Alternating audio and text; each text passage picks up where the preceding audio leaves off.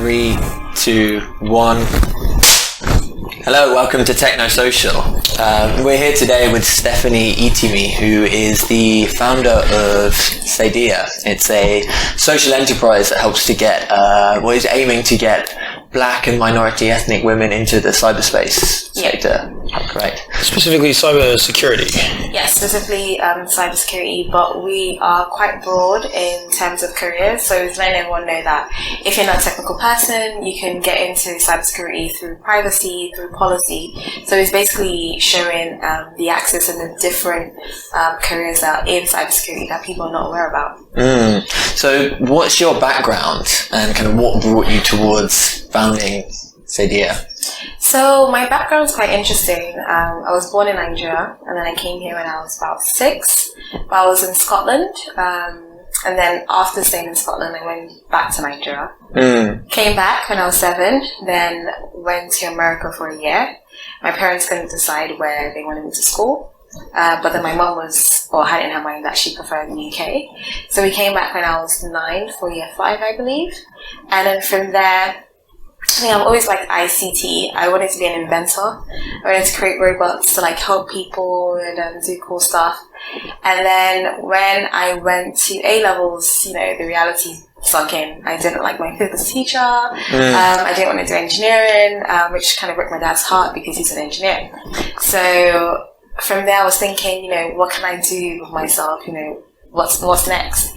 And I failed maths and physics. But I ended up picking A-levels in sociology and did it in a year. So that was pretty cool. And I loved my sociology teacher, so he was very inspiring. And I wanted to be like him because he was able to talk about issues such about family, social dynamics, the whole kind of self-fulfilling prophecy and how we view ourselves and how that can have a lasting effect in our life. And then from there, I asked him, I want to study sociology, and he was like, no, I studied economics. So I ended up studying economics because he studied economics. But also because I found voices such as Ngozi Nguela, but also Dambisa Moyo, who talked about dead aid and talked about how economics can be a fuel to help people improve their lives. So I thought, because I wanted to help people with technology, I can do that with economics. So when I went to uni, after my first year, I got an internship at BBC Africa.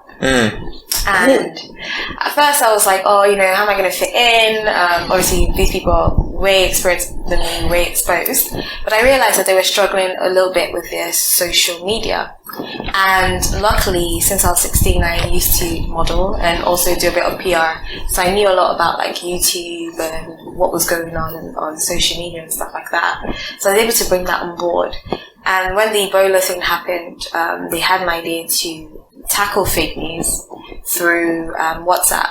So WhatsApp, especially in African countries, can be a medium for fake news, but trying to send people actual factual information about what's going on. So stuff like, how do you bury someone who has Ebola? You're not supposed to. You're supposed to call the authority because if you touch, you have to put yourself at risk of catching the virus. So simple things like that. So how was that going on? Was that kind of people sharing links? So we were talking to UNESCO, World Health Organization and Medical Sans Frontier to kind of get the factual information, and then I was then writing it in little bite size to then send people both links but also factual information. This is the update, this is what's happening. So it's kind of tackling fake news by giving people right on their phones what's happening.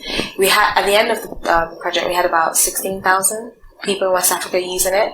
So it was, something that was very, I think, life-changing for me because I was able to see how something simple as WhatsApp that we use every day can be a tool for change. And from there, I kind of set the trajectory of my career because everyone saw I did that. So it's like, you must be good in digital. So everyone kind of pushed me more and more into digital stuff.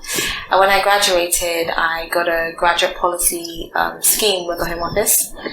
And with that, I was working in digital transformation, but I also learned coding at the same time. And there was a particular kind of issue that they had which required someone to do a risk register and look at the data breaches.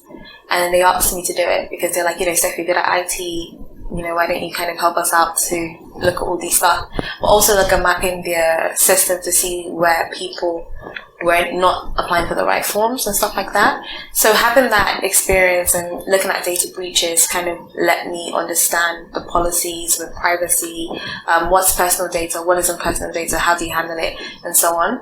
And then from there, I was then able to move into my current role, which I believe in, as a cyber intelligence analyst, where I'm kind of working on one of maybe human trafficking, but also trying to see ways in which people are abusing the internet.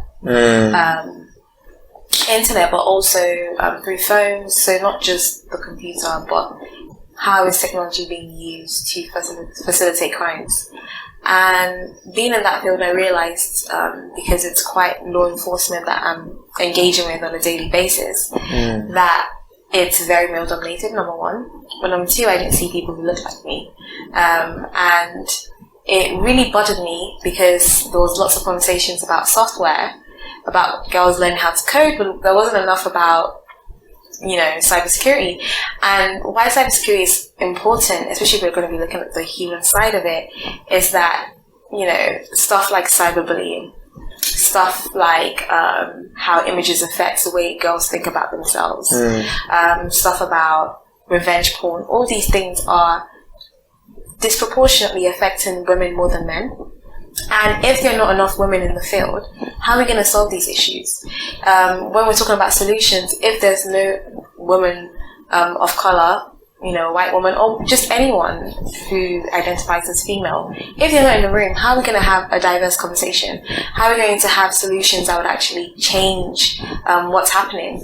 So I decided to create Cydia, just a way of letting women know that, hey, this field exists, it's very male dominated, and, we need more women, not just for, we need equality, which we do, but also we need equality in terms of voices. Our voice is not being heard in the policy field. It's not being heard in terms of privacy. It's not being taken seriously if you say, my ex-boyfriend is stalking me or something like that, and he's using it through text messages or whatever.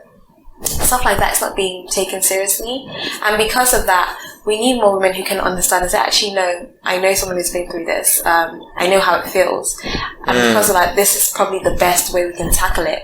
Because if we do it that way as a woman, I may feel threatened, I may not want to come out. So it's just having more women to have these sort of discussions to hopefully, so we can live in a world where women are safe online, especially women of colour. I think, rather unfortunately, this podcast is actually, in a way, a microcosm of that issue, because we've had 5 people on so far to talk about generally tech, but society, but generally tech. And they've all been white guys. And, it is noticeable when you look at, say, all the big famous names in tech. It's all like Elon Musk, Mark Zuckerberg, Jeff Bezos. It's all just, white dudes. And, it is slightly being addressed now that, Asian economies are online and China's a big innovator. But that's just one other part of the world, really, and that's happening over there. It's not happening here. Yeah. So what do you think are the sort of general reasons why we've sort of ended up at a situation in tech where it is so dominated by men, and specifically European heritage men? I think it's what you see, you emulate. Right? Representation is key. And I don't think there has been enough focus on, people of colour who are inventors. For example, the person who created traffic lights was a black guy. But no one talks about that. Do you know what I mean? We don't see that in history books. And it's because we don't see these things. We only see ourselves in certain careers. And because we only see ourselves in certain careers, we want to then be in those careers. So whether that's, from an African heritage, so it's mostly doctors, engineers, those sorts of things. But in terms of entrepreneurship, we don't really see ourselves in a big stage, in kind of the mainstream. And if we talk about America, because America is mainstream, we don't really see ourselves there. And also, we're kind of discouraged. So for me, about my experience of the whole physics thing, I didn't understand physics. And I was, going back to my teacher, I don't understand this. And she's like, read the book. I'm like, I've read the book. She's like, well, if you don't understand it, then that's it. but that wasn't very helpful. And obviously that discouraged me. Obviously I'm kind of back in the field, but it's that kind of, we don't have, first of all, enough teachers letting people know, especially girls, that actually, no, this is an okay field for you. You know, you can come into this field. And if you're getting praises in stuff like law and essays, but you're not really being told that, actually, you know, have you just considered maybe doing DT? Or have you considered maybe doing ICT? It might be good. You might mix your passion for writing and storytelling with tech, for example. So I feel like because there's not enough push in that direction, obviously things are changing. Now, you know, women in tech is a huge business, if we're being honest, but it's, the message is out there that we need more women in the field. But whether that's a reality, I think it's an issue in terms of, we're seeing a lot of women in the field, but my fear is there's a lot of white women and women of color. And especially when you go to these women in tech events, it's like we are seeing a change from this kind of European male heritage, but I feel like it's almost becoming a European male and female heritage, but we're not really seeing the push for women of color in mainstream stages. I'm not just talking about things where it's our own thing, whether it's like Black Girls Code or whatever, but actual mainstream where it's accessible to everyone. We don't really see that. And also, I just feel, you know, there needs to be more activities. I know when I was growing up, there was a lot of youth clubs. You know, you can do stuff like sports and stuff, I think. So those kind of things, as a child, you're exposed to, oh, maybe I can do sports. Oh, maybe I can do this. You know, maybe this isn't a boys' game, those sorts of things. And I feel like if we were able to bring something back like that for children of today, I think girls will be able to see, actually, you know what? You know, I like fashion, but also there's fashion tech. I might be able to mix those two together. But also, I think there are barriers as well. So this is just the awareness stage in terms of if someone's a child. But I think going into the adult stage, a lot of women are being pushed out of the technology sector because there is this representation, which is good, but there's no inclusion. And how do you have inclusion? It's not just hiring someone of color, but have you made them feel comfortable? Have you made their voices be valuable in discussion? Is it just you're there as a prop and that's it? And I feel like in most cases, when we have people of color in tech, sometimes it's a thing where, okay, you're there, we've done our job, that's it, we've kind of fought the whole equality fight. But have you included them in discussions? Have you showed them that, you know, their opinion is valuable? How are you treating them on a daily basis? Have you understand the cultural thing? There might be a culture shock. You know, for example, if I know a black young boy from South London may not be able to know stuff about rugby. I mean, he may be, but he might not be exposed to it because in his immediate area it's not being discussed. Or he might not understand classics or certain stuff, you know, cricket. And these are things that might seem small, but in the workplace it's very isolating because as a person of colour you're not able to enter this conversation because you may not understand, you know, cricket, rugby. And this is just me making it very simple. It's more complex than that. But it's this sort of general, like, cultural sort of divide that just because you're in a workplace, that doesn't necessarily mean you're going to be as engaged. It doesn't mean you're going to have access to the same sort of social environment that workplace might constitute for sort of someone else who fits the bill more easily, so to say. Like, yeah, and, you know, people also talk about bad managers as well. You know, is there diversity training? And it's not just unconscious bias, because I've done some training with executives actually, and when I saw it's the unconscious bias is not really challenged. And this is not even from a racial point of view, even simple things as age. Or if I see someone's CV and she stopped her internship for a while because she had family issues, she can solve it. You know, you're not supposed to let family stuff derail you. That's some, you know, older generation thinking, and someone has actually said this. Or millennials are known for job hopping. If I employ this person, you may not stay in the company for long. So the training of the unconscious bias is not just having the training.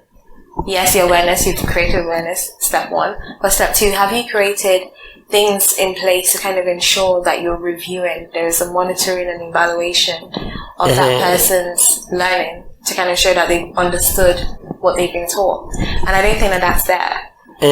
You know, and also I feel like in companies, when you have stuff like anti-bullying and, you know, equality and stuff like that, is it lip service or are things being done? Is there like a safe space where if someone feels excluded, they can go to and voice a complaint and stuff like that? So I feel it's the whole issue of why we don't really have enough people in mainstream.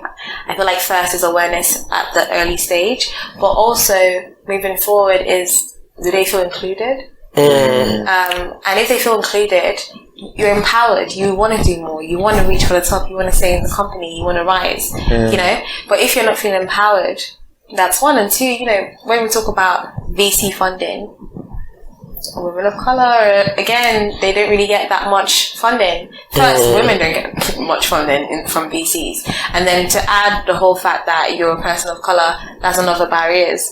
So those, I feel like, are the barriers that stop people of color from moving onto that stage where they can maximize. So I feel like there's restriction in funding, there's restriction in opportunities at times, but also just even from the basic level, awareness is not there. If your immediate environment, you're not seeing anyone who looks like you in a particular field, why would you want to go into the field?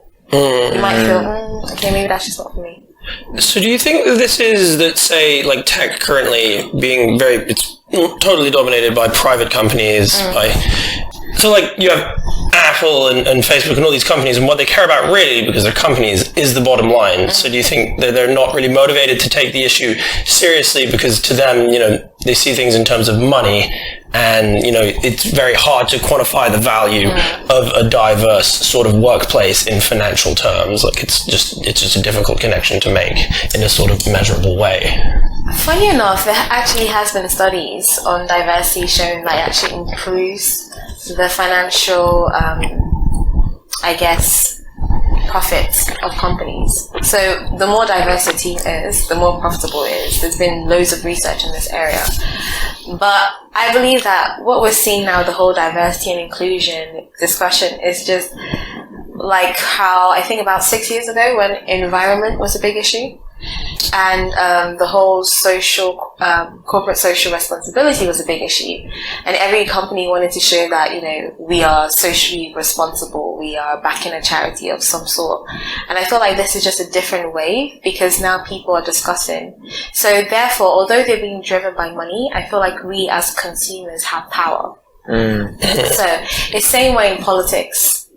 If you refuse to pay your tax, the government doesn't get any money. So because they didn't get any money, they listen to what you have to say.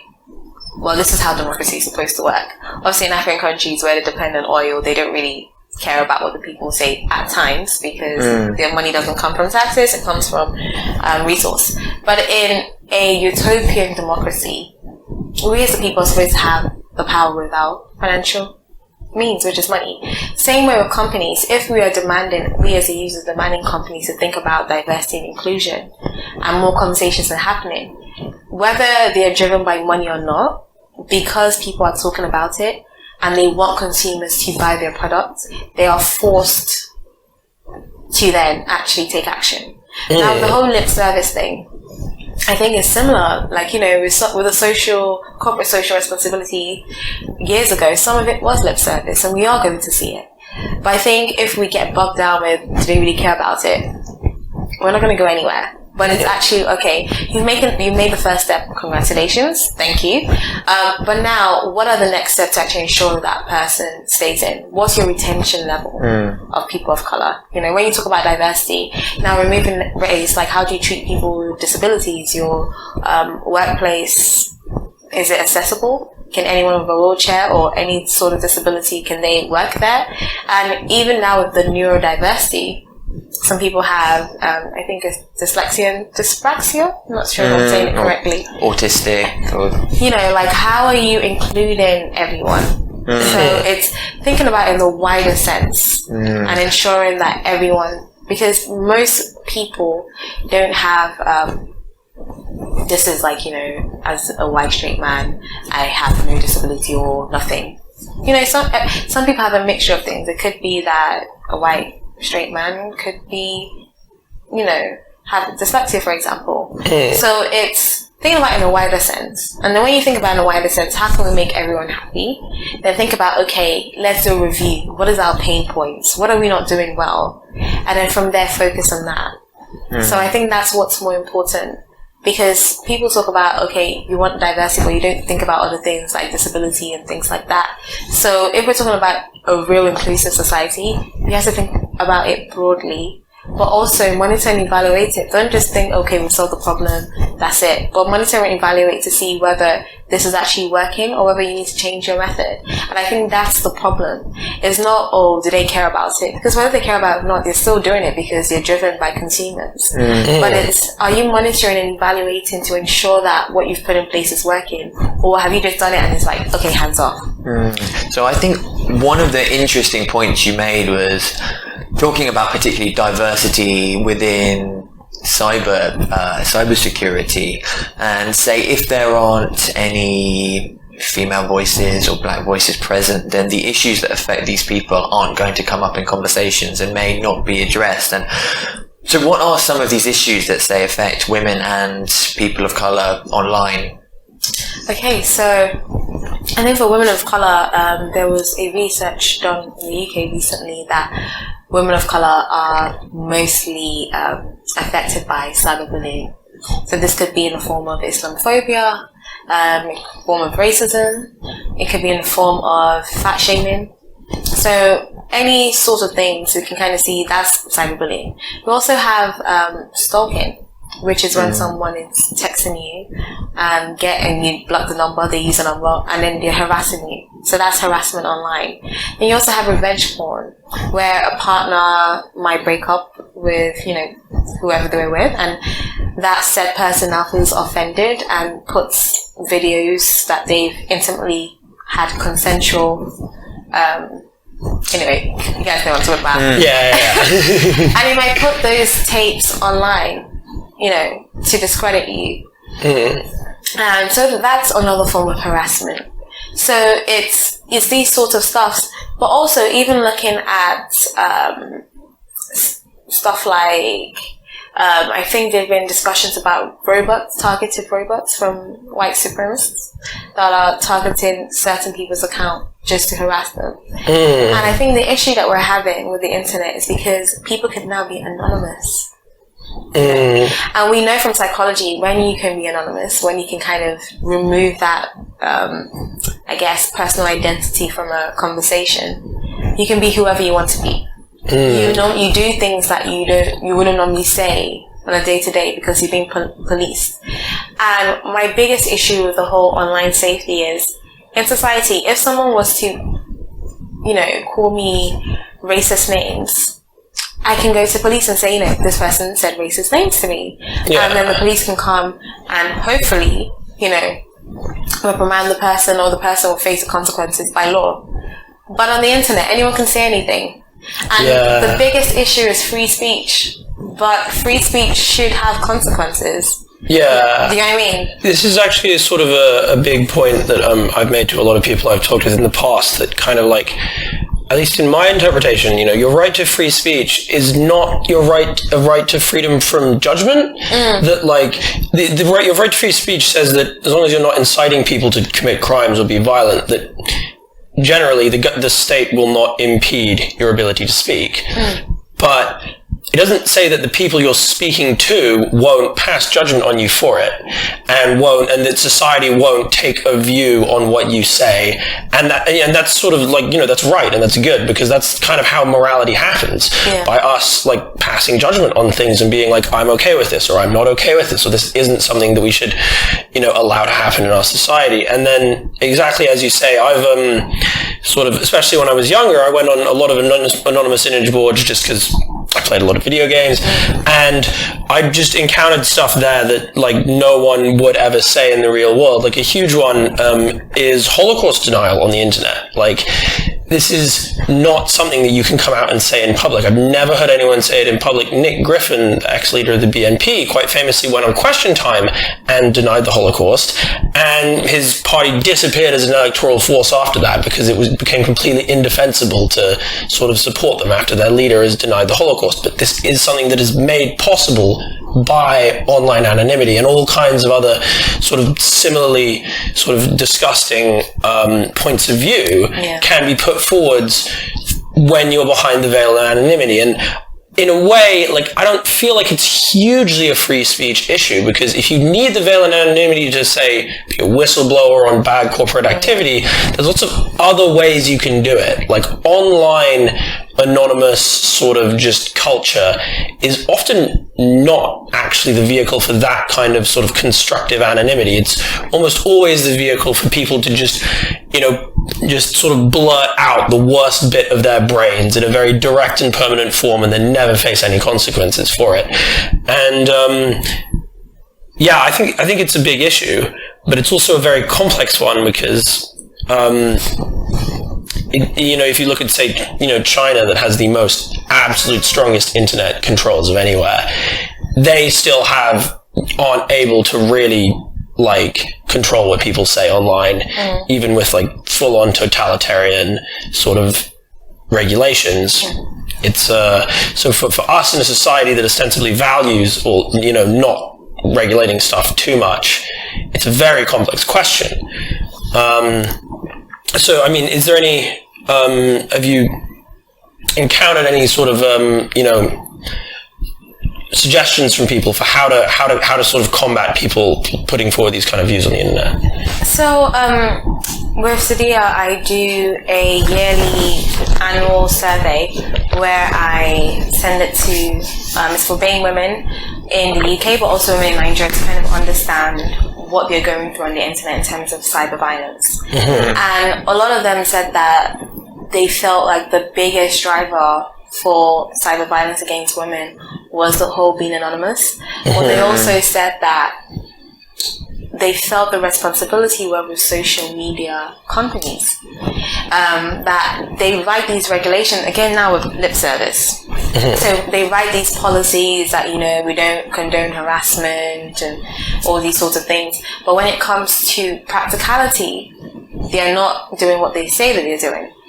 And we know with law, it's how things are worded, right?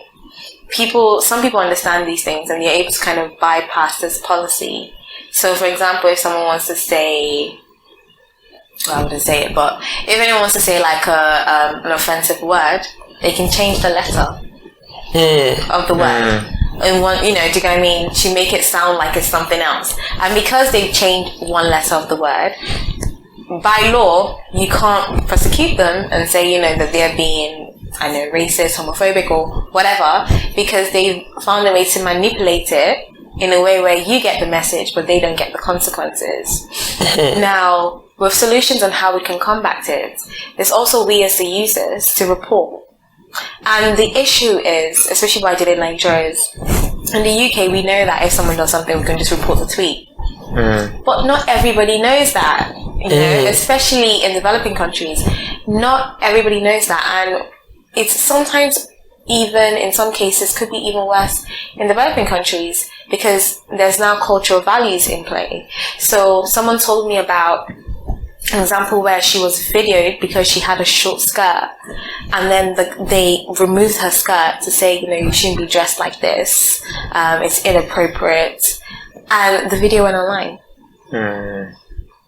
And then people were, clapping for the guy, saying, yes, girls of today are wearing short skirts, and then they wonder why they're getting raped or whatever. But you see the issue. It's very complex, because first of all, we're not just dealing with the internet, because the internet is different everywhere else. Yeah. In the UK, it's different. In some certain developed countries, it's different. In China, it's definitely different. But it's how do you create an online policy that is applicable to every country? Now, looking at the whole African continent, Nigeria is the only country, well, not the only country, but they were one of the first countries who had a cybersecurity law. And that was only based on the whole 419 stereotype of a Nigerian scammer and all these. And we're trying to tackle that by saying, actually, we're doing something about it. And South Africa is the only country that's actually, in Africa, that's done a revenge porn policy to actually stop it. To say, this is unfair, you're not allowed to post your ex-partner's videos and blah, blah, blah. But other African countries are to follow suit. And now we have an issue where there's a clash of culture. There's a clash of culture, and it's how do we move into this utopian world where everyone has their own version of what they think online security is. And that's why we're not moving forward. So I'm a Christian, and one of the verses is, house divided by itself cannot rule. And I feel like this is what we're seeing, because there's so many countries with different points of views on what is acceptable and not acceptable on the internet. It makes it very difficult for people to police these things. Now, social media companies, sometimes I do agree that they can do a bit more than what they're doing. But at times, I also feel sorry for them, because you have a product which isn't everywhere. It's a global product. But you can't essentially police that product everywhere that it is, because different countries have different laws and they have different ways in which they deal with things. So how, if it's in the case of the example I said with the whole girl being stripped, this was in Nigeria, how do you police that when culturally some people think that's acceptable? So presumably some people would be resistant to the idea that some people in boardrooms in America are coming along and saying that this is inappropriate. It's like, who the fuck are you to tell us? Who are you? And also dynamics, we're in post-colonialism. So that's another, who's American, who's British to tell us what to do. And these are like Western ideas are killing our culture. Is that a big drive in African countries at the moment, to kind of push away from the West? No, yes and no. Yes, in a sense, I feel like a lot of African countries are still trying to find their identity post-colonialism. To see, okay, who are we? What is our culture? What do we value? And it's kind of this picking the best bits and leaving the worst bits, and kind of understand, okay, what fits me? So I think every African country is in kind of that phase where they're thinking, okay, what is our identity post-colonialism? Now, we should also know that a lot of African countries haven't really been around as long as Western countries have been around for. Some of them are still like 50, 60 years old, while a lot of Western countries are hundreds and hundreds of years old. So they've had time to make the mistakes and to go through pruning to get to where they are now. We are still kind of pruning. Obviously, we have the advantage where we can kind of say, okay, I see what they're doing. Maybe we can adopt this. So I feel like that's the issue. Now, in terms of Nigeria adopting the whole cybersecurity to tackle financial crime, that a lot of the policies was taken from a Western context to say, okay, how was it solved elsewhere? And how can we implement this here? But they haven't also taken to the account that there are also human issues such as people stalking people online, cyberbullying, harassment, and all these things. So it's a thing where I don't think it's we don't want to be like the West. I think it's trying to say, okay, how can we have the best of the both worlds that suits us but also suits our country as a whole? Because the leaders are also not thinking about themselves, because even though they may agree with certain things, culturally it may not be acceptable. So now we're fighting. An example could be the FGM. There's been a huge fight with the FGM, and there's been huge successes. Nigeria's banned it, so has Gambia, but certain countries such as Syria, for example, it still happens there. And that's because it's a huge cultural thing. So in that case, they're saying, okay, no, this is a Western idea that you say we can't do this. And this is what we believe in, we've done this for years, and this is our tradition. So I think it's not a simple answer. Everything is very complex. And it's like, in a way, I think something we see the internet intensifying is actually clash of differing social views, that it allows sort of all these groups, no matter how small, to organize in a way they've never done so before, and then also just sort of lash out at one another in ways that they've never done so before. And it kind of takes a lot of issues that could be very local and like blows them up to a global scale because anyone from anywhere can see it. So, I think, and it can be sort of good and bad, because I think with the FGM example, on the one hand, it gets a lot of global exposure, and that's kind of good because it means people from everywhere can contribute to combating it. But at the same time, it could contribute to, say, negative perceptions of African countries, because then it's like, oh, look at this, thing that they do in these countries, isn't that bad? And then, this is a very sort of,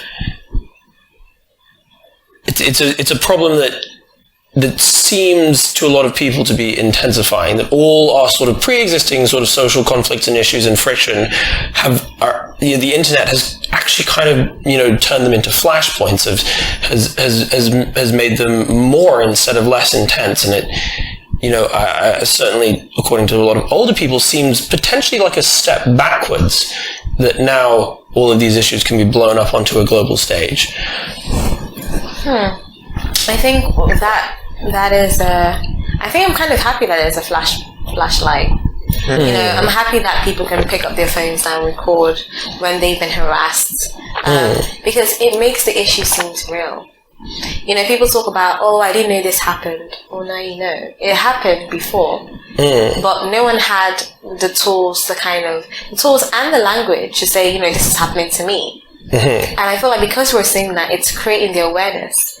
Now, in the other spectrum, where we're kind of over-aware about certain issues, for example, what's happening in America with black men being shot and black women by police, seeing that as traumatizing, seeing that every day. I mean, I'm in the UK and I'm already traumatized, and I've had to kind of mute all of those videos. Okay, now I know it exists, I don't want to know anymore. And I can't imagine what people, especially African Americans in America, are feeling seeing that every day, because then that can be damaging because you're constantly seeing trauma every day. So I think it's with things, there's always a spectrum to it. The good news is we're able to kind of see issues that people may have thought about but not necessarily voiced out, but then now that someone has voiced it out, oh wow, yeah, I agree with you. And it's kind of brought those things to light. Also, I think it allows people to be aware, and it sometimes puts pressure on political parties. And now that I'm talking about political stuff, is especially in Africa, for example, I know recently there was an issue in Cameroon between Anglophones versus Francophones, and the president cut off all internet connection so that it wouldn't be put on Twitter, it wouldn't blow up. Yeah. But people still found ways to let someone know, to then bring the issue into light. So I think from that we can kind of see the power of the internet, but also the fact that it can force people in power to actually do what they need to do. In the UK as well, I feel in terms of issues, I love the fact that we're seeing conversations, and how before, I know we spoke earlier about how certain discussions seem quite elitist, people didn't know, how they can enter these conversations, but because the internet has kind of made it a platform where it's kind of killed that Eiffel Tower thinking, and has brought people into conversations, and also allowed people who didn't have the language or the skills that they didn't have in the past kind of say, okay, this is how I feel and this is what it is, by seeing how people have worded their experiences and stuff like that. So I think it's taken us a step forward by making us aware of these issues, because I think what's been happening in the past is a lot of issues have just been swept on the rug, this is just how things are. But what I like is, I feel, especially with our generation, the move with the internet is, it's no, we're not going to sweep this under the rug. We're going to talk about it. We're going to fight this. We're going to challenge. And I think it's also allowed people to think that they can make a difference. And it's removed this whole walls of location, because now you can connect to anyone from around the world. So I believe that's taken us a step forward.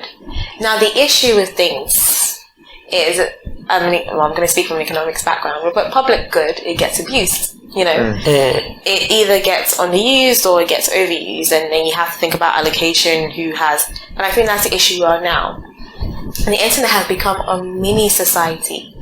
And it's okay, now that we're in a mini society, what is morality in this society? What is our concept of law and order? Who polices what?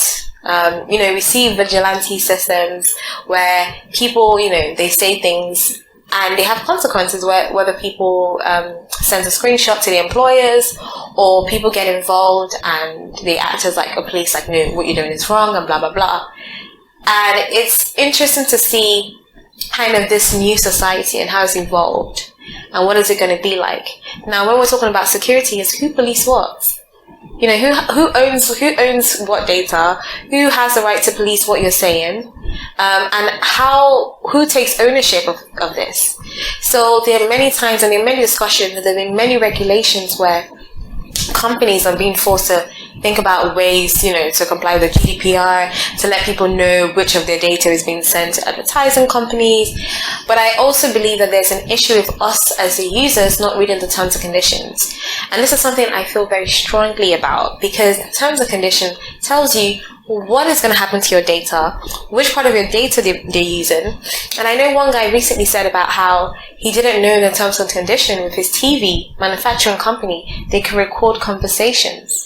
And this is just showing us how far we've gone. That's fucked up. Do you get me? How far we've gone. I know there are lots of jokes that, Siri's hearing what I'm saying, or Alexa is listening to our conversations, or I say something and all of a sudden I'm seeing ads about it. Yeah, literally. I hate to interrupt, but we've actually only got a couple of minutes left, and I feel like we could go on and on and on for hours. This is absolutely, really kind of enlightening. There's a question that we've asked all of our guests, which is kind of in closing, what's something that you think all people, especially kind of young people, should know about the future towards which we're moving? I think what I would say is know your rights on the internet. I don't think there's a lot of citizenship discussion. You kind of know your rights as a person, but people don't know their internet rights.